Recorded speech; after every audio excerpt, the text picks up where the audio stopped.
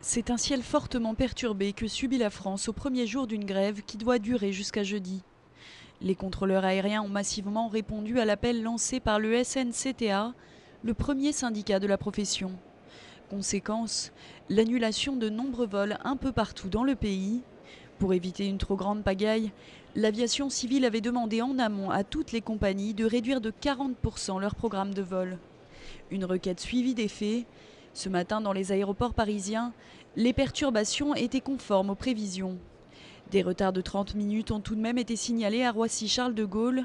À Orly, près de 300 vols sur 700 ont été annulés pour la journée et les passagers ont été reportés vers les vols suivants.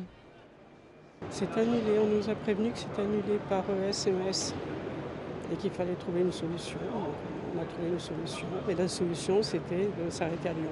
J'ai regardé Internet en me levant et ils annonçaient 40% des vols annulés, 30%. Donc j'ai regardé les vols Roissy-Amsterdam. C'est ça qui m'intéresse parce que je ne pense pas qu'à Amsterdam après ça soit en grève. Donc j'ai vu qu'il y avait pas mal d'avions quand même. Comme le mouvement doit se poursuivre jeudi, l'aviation civile a réclamé l'annulation de 50% des vols pour ce deuxième jour. Les revendications des grévistes portent sur plusieurs points spécifiques à leur profession.